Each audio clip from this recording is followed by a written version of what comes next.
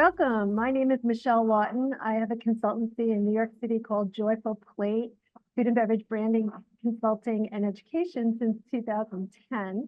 And in a prior life, I was on the advertising agency side and the corporate side, and that's where I met the wonderful Kim Berlin, who I'm so excited to speak with today. Hello, Kim. Hi, Michelle. I'm so excited to be here. I've been looking forward to this conversation. Yes, yes, me too, me too.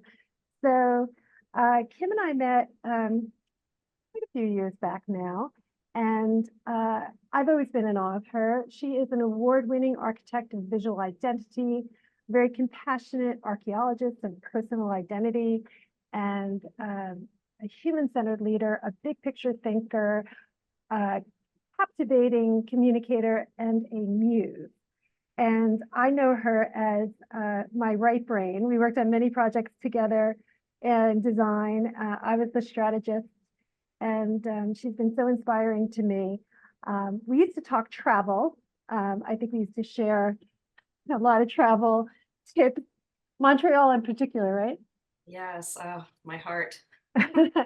So, as is the case often, um, after you leave a company and then you move on and then you reconnect with people from your career past, you learn so many facets of their personality and their mission. And so just recently, I reconnected with Kim after I published my book, Moderating a Love Affair with Food.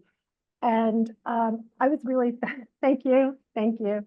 It's still new, it's been a few months now. So it's really exciting to me. And I've just started these conversations recently with people who I think really connect with the mission. And today, Kim and I are talking about this huge idea that she shared with me, healing from the hustle, which I have been working on and attempting to do through this book and through my life. And I'm so excited to have Kim talk about that today and to learn from Kim. So thank you, Kim, for sharing this time with me. And I'd love for you to share with my, audience. Tell me what you're doing these days. Sure, sure. Well, thank you again so much for having me. Um, these conversations are really important, especially right now. And I would just like to say I am so in awe of you and this book you've put together and the business you've built for yourself. And it's really wonderful because we all have the ability to do these amazing things outside of the confines of what we've been told or taught, Yeah. and to create something that's strictly yours from the heart in service of, well, yourself and the greater good. Yeah, there's nothing better, and that's kind of what it's all about. Yeah, there's a moment in your life where you and I spoke a couple weeks ago about this. It's not even a conscious decision. You just arrive at this point and the material flows. And I think you and I shared that that's really what has happened in the past couple of years for both of us. Yeah, and that's exactly right. And that's also, I feel, one of the reasons, or one of the ways how that something is exactly right is it's this like this force or this pressure that builds up inside you, Yeah. and it needs to live somewhere outside of your body. Mm-hmm. And Yeah. that's certainly what happened to me and with this work.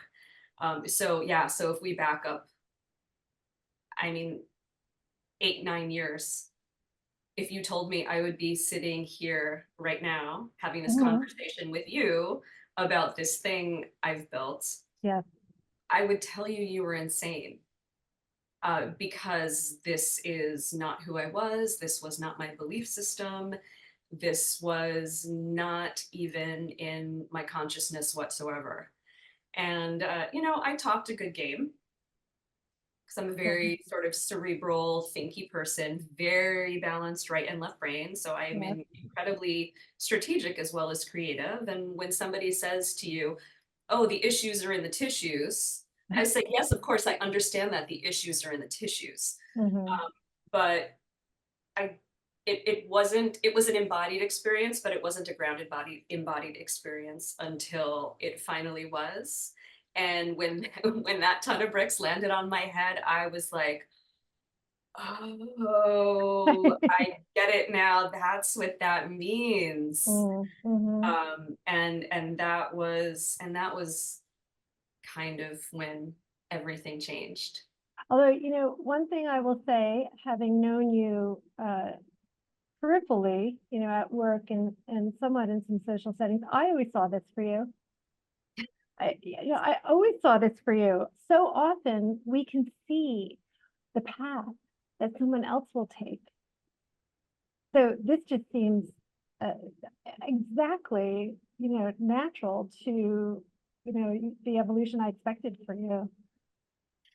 And that is the perfect example why we need each other. Yeah.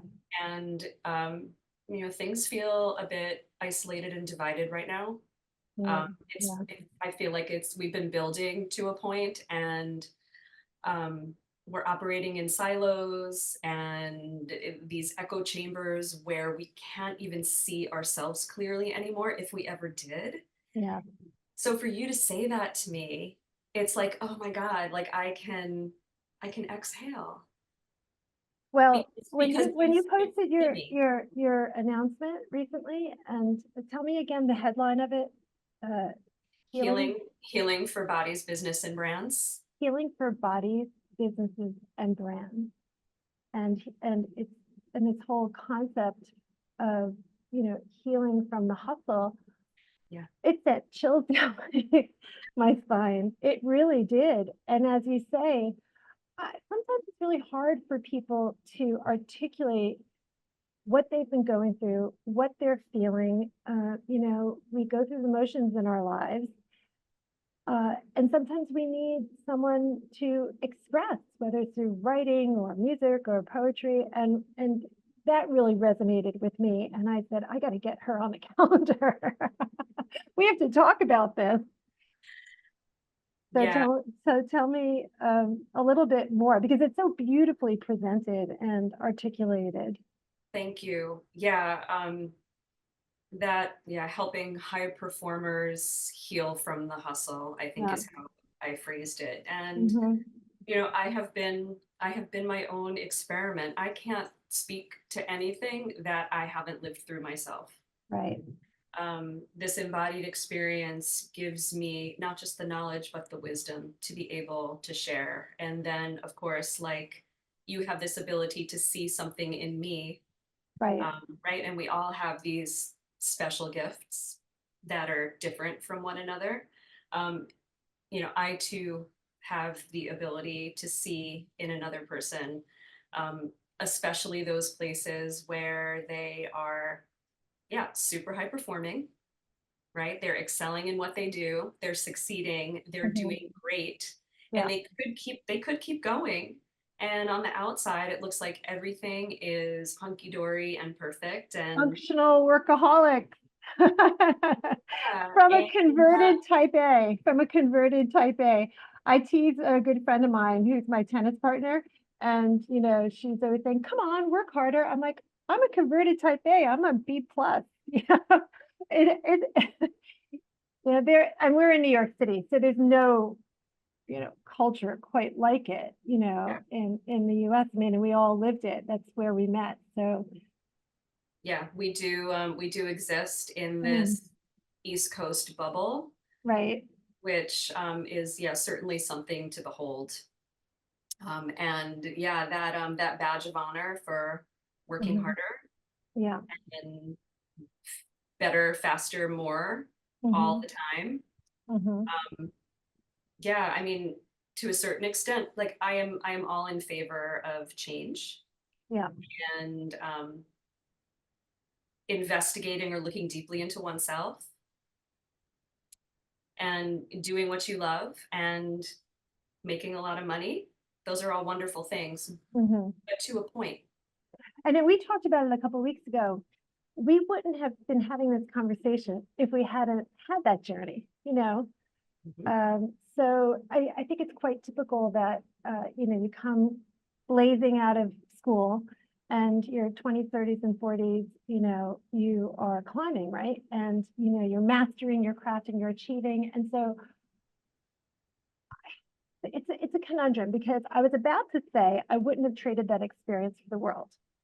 However, I think with someone like you who now can teach people, organizations, and brands how to find a better balance, maybe the achievement can be just as high, and maybe the results could be even better. Because the one thing I do regret, and I would like to share with my younger self, is I wasn't really happy being the last person in the office on a Friday night in the cubicle. Yeah.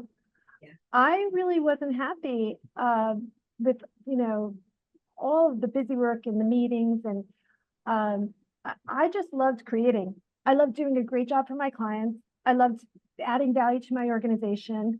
I was willing to work, really, really hard. But, the nights and weekends got old fast. So, here we are, 2024, and enabled through technology, so much is changing. But yet I still feel that angst in, when we're listening to people about workload now on Zoom.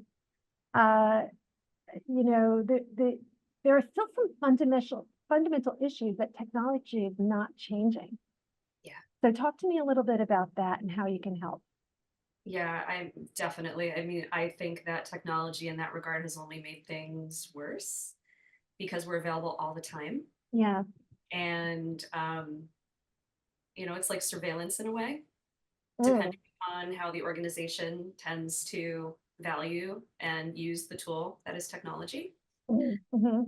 Um, and, it all starts with the individual, whether it's the individual who has created the company and has created the values Mm-hmm. that trickle Mm-hmm. down throughout the entire organization, Yeah. or it starts with, or I shouldn't say or, it's and. Mm-hmm. It Mm-hmm. starts with the individual who's actually boots on the ground doing the work. Yeah. And it's really difficult when you have somebody in a position of authority telling you one thing, and then every cell in your being, as the person doing the work, is telling you another thing.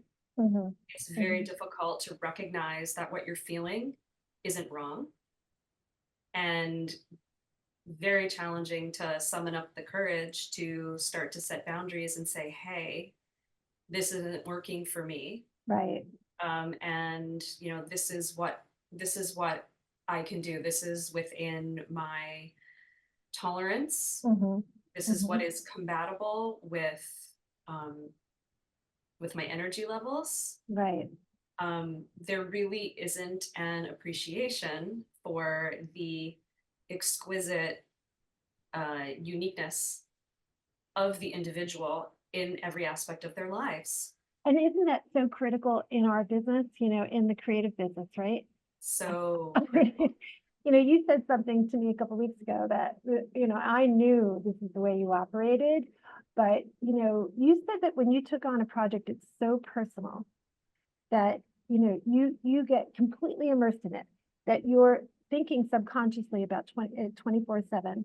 You are trying to find the truth, the wisdom of the brand and the story and the essence. And so I think that employers need to know who they're dealing with, because when you're with an empath, and I share some of this, you know, I've learned how to set some better limits and boundaries now too. But, when you're with someone eh, who really cares about creating exceptional work, you need to let them do it on their terms, in their place. Yes. So that is such a big topic that I could talk about Yeah. for hours and hours, Yeah. because as creatives, it's very Mm. easy for us to start thinking of that the work and us are interchangeable, Yeah. which is actually not the case. And it took quite a while for me over the course of my career. Now, granted, I have been doing this for a very long time now. Hmm. So the journey itself is incredibly valuable. to be able to look back and witness all the different stages of ownership I went through. Because yeah, like at one point, my job and I were one and the same, Right. because I always bring my whole self wherever I go. Mhm. But then that self gets very entangled or enmeshed with the work that's being created. And then when somebody comes in and starts to criticize that work in a constructive way in service of the project, because yeah, this is not art. It is design, and there is a purpose behind it. It is a communication tool. Mhm. And it really shouldn't say anything about us. It should speak completely and totally to the mission of the product or business that it's serving. And it's so important to make that distinction. And it's important for employers and managers to know how to express that feedback, to know how to give constructive criticism on the project, but not the person. Or, and realize that some people, have really tough skins. Like if you're working in a kitchen and Gordon Ramsay comes along, I mean, you might not get out of there alive. But there are, there are some organizations, particularly, in very high achieving creatives, where the night before a project, it could be a very severe situation. I think times have changed, I think times have changed. But still, I'm trying to bring it back to what you're doing. So much of getting through this life and our career is about knowing ourselves, knowing thyself, right? Yeah. And I'm still learning. And, part of the reason I wrote this book I was sharing with you is, you know, to be honest, I was overconfident. Like I always thought, oh, well, I'm an amateur cook, I'm a wine professional, I'm a great marketer, I can go to the fancy food show, I could go to all these tastings and travel, and I run and bike, I'm healthy enough, look at me. Until post-pandemic, to be honest, the doctor kind of, gave me a little wake-up call, kicked my what, and said, watch it there, Missy. You know, you could lose some weight, you can watch your blood pressure. And I walked out of the doctor's office and I was really kind of annoyed, to be honest with you. I'm like, who, me, joyful plate? But you know what? It was a huge wake-up call and mirror in that I just thought, wow, like I better watch my ways, because if I want to live this long and healthy life, I really need to have some self-awareness. And then it just opened up this whole exploratory of, kind of guilt.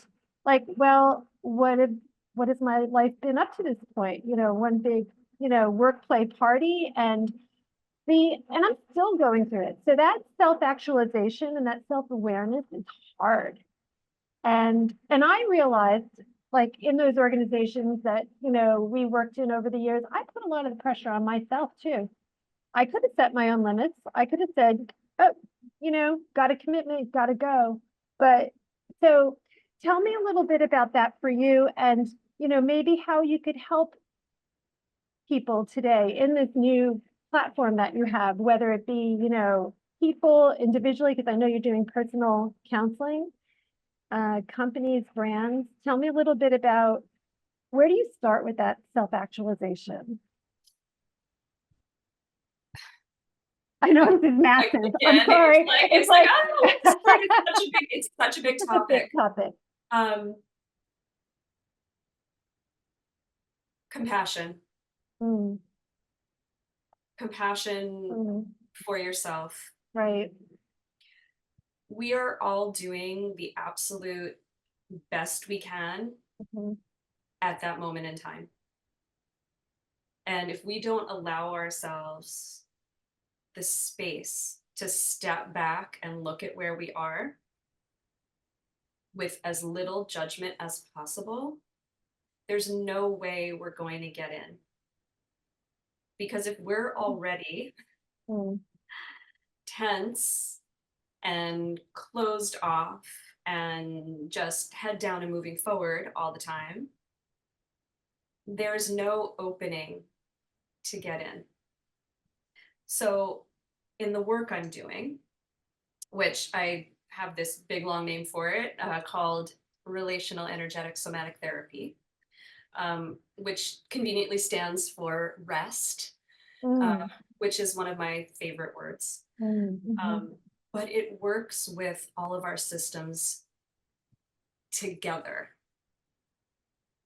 And it's so important that we take a look at not just the body, mhm, not just the energy system, not just our life force, not just the relief we're seeking, mhm. not just change, but how it all comes together. Because we are a series of systems. We are an internal system, Mhm, whether it is a system of biology or a system of psychology, mhm, living within a system that is a family, mm. a Yeah, community, a culture, yeah, a business, and our unique composition, which cannot be duplicated or replicated at all, ever. We are strictly one of a kind. How that combines with everybody else's exquisitely unique combination. so beautiful. Yeah, it creates this energetic field, Mm, to use a little bit of a woo term. yeah, And that energetic field creates a signature that quite literally changes the thing we are engaged with. So a team marketing a product yeah, is going to each contribute their own signature to that product that then gets carried forward. And then by the time it reaches the marketplace, it is amplified from being this like little seed of an idea mhm.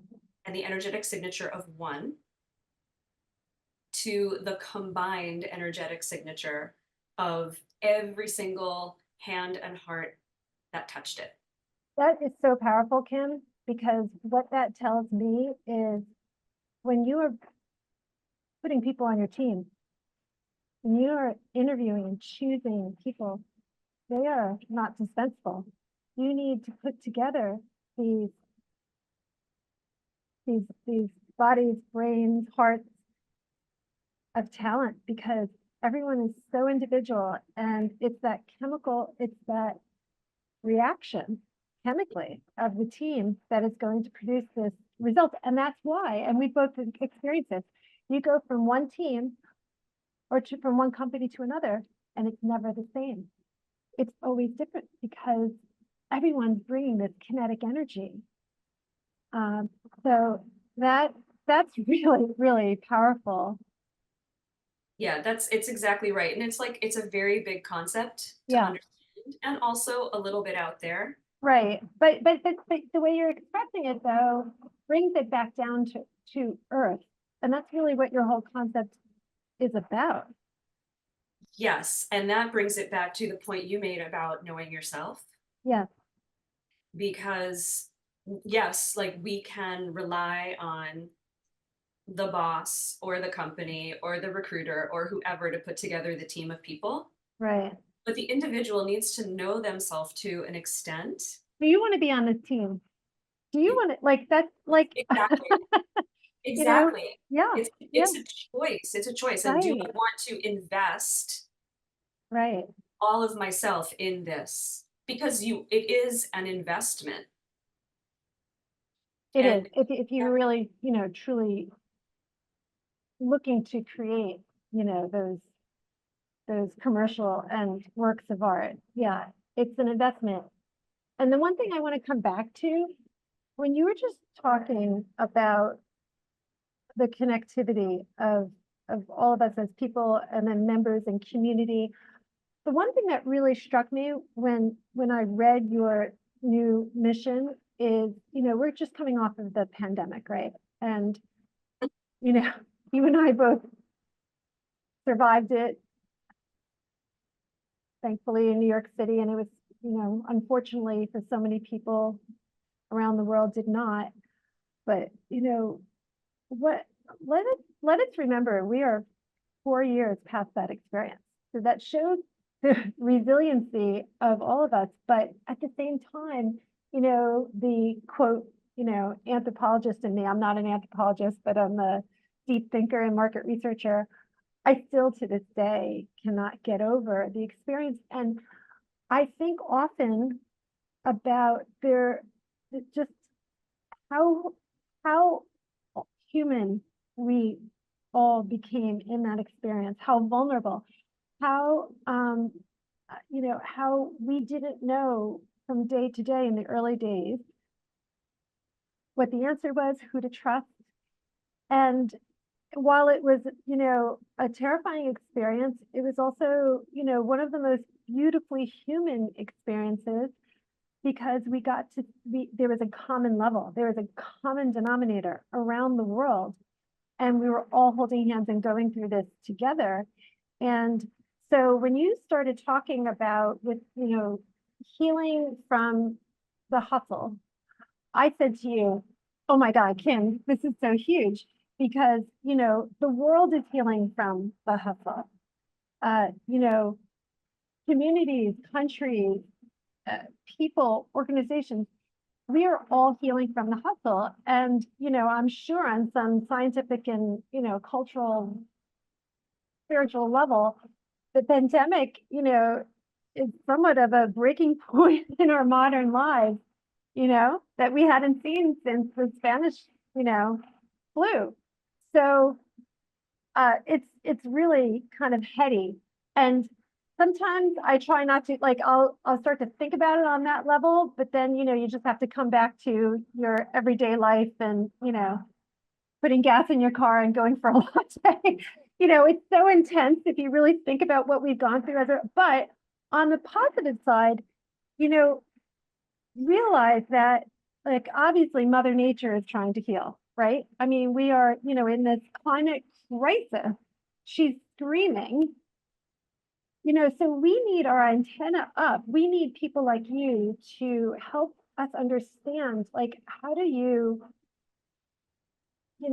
have that compassion for yourself, have that compassion for others, have that compassion for the earth, and realize that it's really not business as usual. We are in a very different moment now than we've ever been. And we actually can make really positive change. Yeah, it's true. And we are. It may not feel like it right now. Things are a little bit crazy, but there are those of us who, well, I don't think any of us will be the same from Mm, that experience, and we still don't know how right. it's impacted us and the future generations. Um, but yeah, but we are not the same, and some of us are choosing to go back and try to behave as if it hadn't happened. And there are some of us who are choosing to use it as a launch pad to something that feels a little bit kinder, a little bit more aligned, a little bit more productive, a little bit more natural. That was, I Yeah. think, the thing that we all learned was Yeah. that we live, I mean, we're human beings, and I like to I like to think of humans as the Earth's microbiome. And That's beautiful. yeah, we are intended to be in sync with the cycles of nature. I mean, women are such Right. overt examples of this. Hmm. And there's so many ways I can talk about that as well, which I'm not going to get into right now. But yeah, just to observe that, it's, oh, I should rest when I'm tired, and oh, it's dark out. Yes, I can go to bed, or Hmm. Hmm. um, this the sun is actually not my enemy, and it's not something I need to be afraid of. I don't know if you had this experience, but during the pandemic, I looked out my window one day and the flowers looked different to me. The colors were so much clearer and Yes, more vibrant to me. And I was at that moment, I was like, wow, like it was this is, psychedelic. I'm a bike rider, and as soon as I felt comfortable, I was going around Central Park. And it's really interesting you're telling me this today, because just last night I was going through photographs in my iCloud, and I found that photo, Kim. I found a photo of the rhododendron in Central Park near the reservoir, the Jackie O Reservoir. But it was striking because there were two people walking with masks on. yep, So I am saving that photo because it was just such a moment in time, a brief moment in time. So we were, reacting to Mother Nature, but but the earth was, it was healing, right? Remember the reports that uh that scientists were saying that even in those 3 to 6 months, because so many people weren't on public transportation and they weren't, right, that the ozone was improving. I think I read that. So it gets very much back to what you're saying, that we are connected, we are catalysts, we're part of this ecosystem, and uh, it's comforting to know we're just such a nano part of this massive, massive earth. yeah. And a massive part of not just Earth, but the entire Yeah, cosmos, yeah, because we are made of that stuff. yeah. It's like, it's a very big conversation. It's a very big conversation. I don't know if I had enough caffeine for it today. Yeah. And yet I'm trying to heal from the hustle of, I'm actually, believe it or not, you know me, very high energy. After years and years, I make that as a joke, but I'm on the decaf now. What? Yeah, a little bit, occasionally espresso. But I'm trying to keep it light because, if we were having this conversation at a different time of day and I had, me, and I love wine, if I was having a little wine, it probably would, detour. But uh, bringing it back to the practicalities of how we're living, I just want to say that, I'm all for this community that you're creating, the message that, we are in a moment of healing from the hustle, the earth, our community is the brand, that we need to be compassionate with one another, that we need to rest. And it's very compelling for me personally because I have guilt sometimes as a corporate warrior. And I've had my own company for 14 years now, knock wood. And, still to this day, like sometimes I say, oh, I'm going to sneak a bike ride in midday between Zooms, or, uh, I'm going to prioritize really connecting with someone in a conversation. But it's a recovery. It's not, you know, doing anything wrong. It's doing something right. It's being compassionate for myself and others. So Yeah, help and us with that. yeah, it's practice, not perfection. Like Yeah, this is an ongoing process yeah, that you and all of us in our own way will be going through as long as we're here. right, right. Because there is no there. All there is right now. All there is this moment. And then this moment is Yeah. gone. And we have to remember too, you and I both travel a lot. Um, I've traveled mainly, in Europe, and my partner is European, Michael, and uh, and I'm just starting to travel to Asia now, but we need to take a step back and learn, we just happen to be here. We were born here, but I think about that all the time, if my life had, been born somewhere else, you know, what my journey would have been like. So I think you have to be where you are. The reality is I'm probably going to be in this New York area for the next 5 years, but how do I bring this spirituality? How do I bring the world to my everyday experience? And and and then just try to loosen up on the expectations and be where I am at this moment. who knows, in 5 years, maybe things could change completely. And it might be better, it might be worse, but we don't know. We don't know. We don't know, and that's all part of it. We're not meant to know.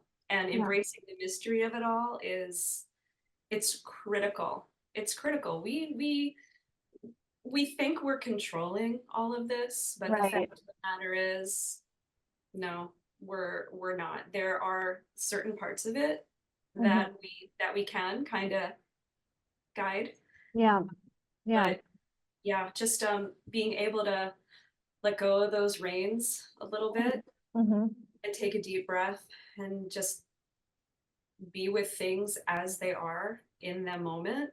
Like Right. that's I can't tell you how important that is. Hmm. Yeah, That breath, that breath, that just that remember to breathe. We forget yeah, all the time. yeah. Well, I can't imagine a better way to, end the first part of our conversation. Um, yeah, I sometimes forget to breathe. It's so basic, right?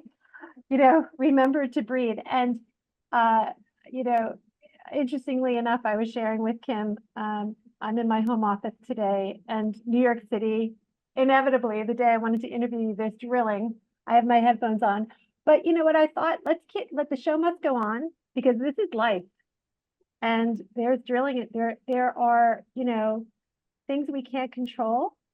Um, it's not perfect, but I went into this call today with good intentions because I knew that my muse on the other side would, bring this peacefulness and wisdom. And Kim, I'm just so excited for everything that's going to happen with you and your consultancy. And I think in addition to, all the incredible work that you're doing with people, I have a vision on how brands can help from learn from this too, because brands are only expressions. Brands are personifications of ideas. And this is, maybe we have part two of this conversation, because I think brands can heal from the hustle. Yep. Yep. Yeah, because I think of brands as being an early form of artificial intelligence, and there is definitely a way we can help build them a little bit smarter. Oh, wow. All right. Now you really rock my world. We're going to have to end it there for now. That's above my pay grade. Okay, Kim. Well, this is so wonderful to speak with you. Chapter one. And have a nice day and namaste. Thank you. Oh, namaste. Thank you, Michelle. Thank you. Bye bye. Bye.